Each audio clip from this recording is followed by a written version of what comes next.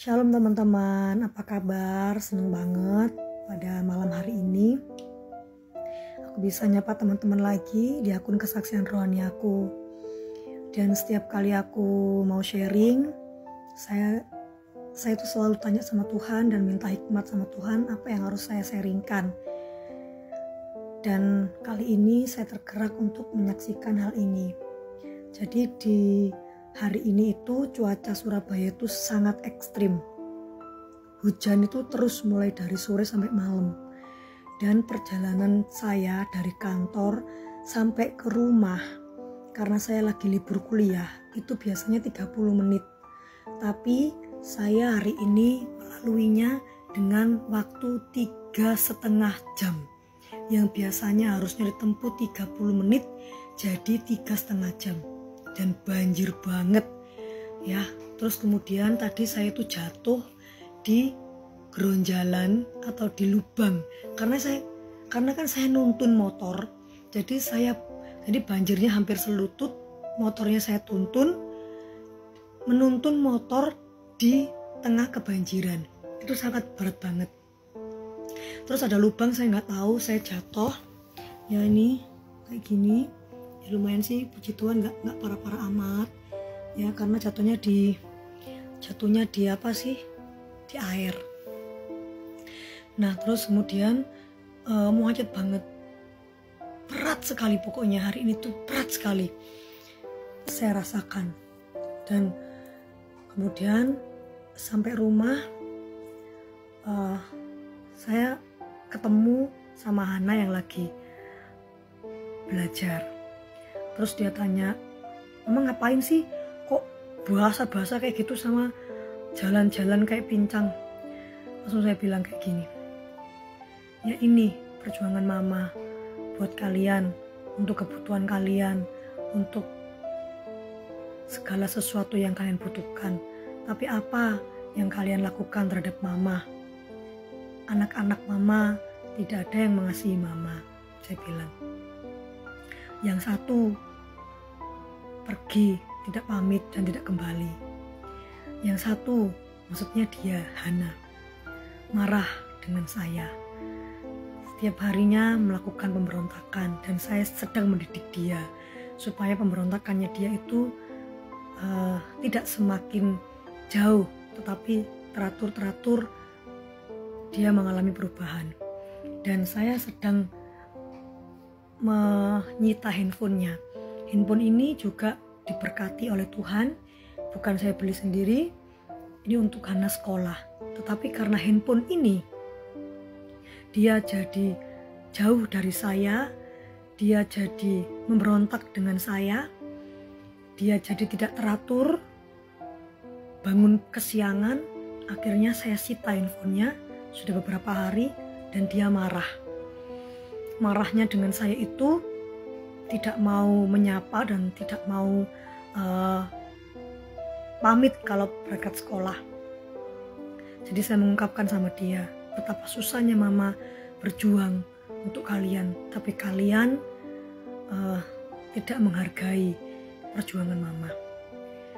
Dan kemudian setelah saya berjuang sampai rumah, puji Tuhan saya makan, terus mandi, terus saya kerjain tugas ya, kerjain tugas kuliah yang harus dikumpulkan. Jadi tugas kuliah saya itu setiap hari itu selalu ada. Nah, yang saya pengen sharingkan adalah betapa pedihnya perasaan saya sebagai orang tua ketika saya berjuang seakan-akan saya mau mati dan anak-anak saya tidak mengindahkan perjuangan saya dan acuh tak acuh terhadap saya, bahkan memberontak terhadap saya. Ketika saya mandi dan merenung, kemudian saya di kamar sendiri ya, karena saya seorang diri. Maksudnya saya adalah seorang single parent, jadi tidak ada tempat saya untuk bercerita. Saya merenung betapa sakit perasaan saya ketika saya merasa tidak ada orang yang mencintai dan menghargai perjuangan saya.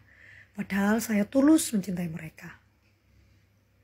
Tapi kemudian saya tahu bahwa Tuhanlah andalan saya, 100% kekuatan saya. Kemudian saya ketika merenung, saya ingat betapa Tuhan itu berkorban untuk anak-anaknya, jauh melebihi pengorbanan saya terhadap anak-anak saya.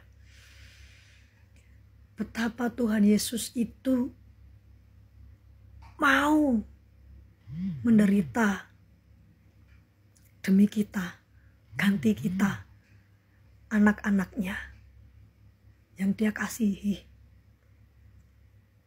Bahkan mati, saya aja yang berjuang hanya melawan banjir dan jatuh di dalam air, saya merasa kayak perjuangan saya itu setengah mati. Dan sakit sekali ketika anak saya tidak menghargai saya. Betapa Tuhan itu turun dari surga ke dunia menjadi manusia. Dia mau menggantikan kita mati supaya kita nggak mati. Dia mau menjadikan kita kaya dalam segala hal. Dia rela jadi miskin untuk itu. Tetapi apa yang dilakukan oleh manusia? Manusia menyangkalnya. Manusia memberontak. Manusia tidak mau mengasihinya.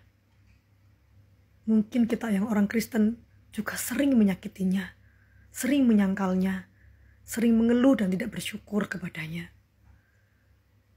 Dan untuk bangsa lain, orang lain yang diberitakan kabar gembira itu, yang keselamatan itu cuma-cuma karena pengorbanan Kristus yang bukan hanya setengah mati, tapi mati beneran pada saat Dia menjadi manusia.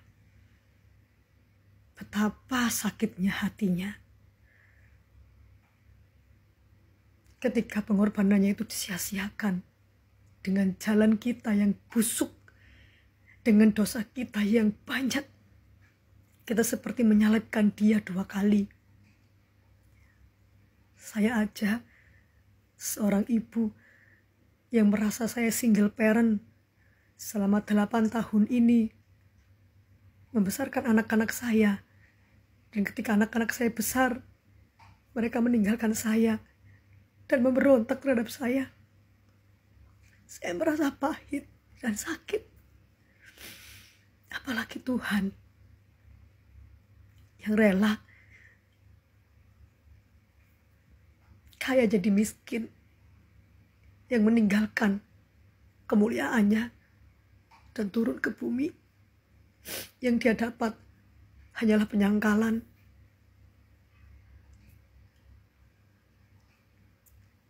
Hanyalah kata-kata yang sia-sia dari kita semua.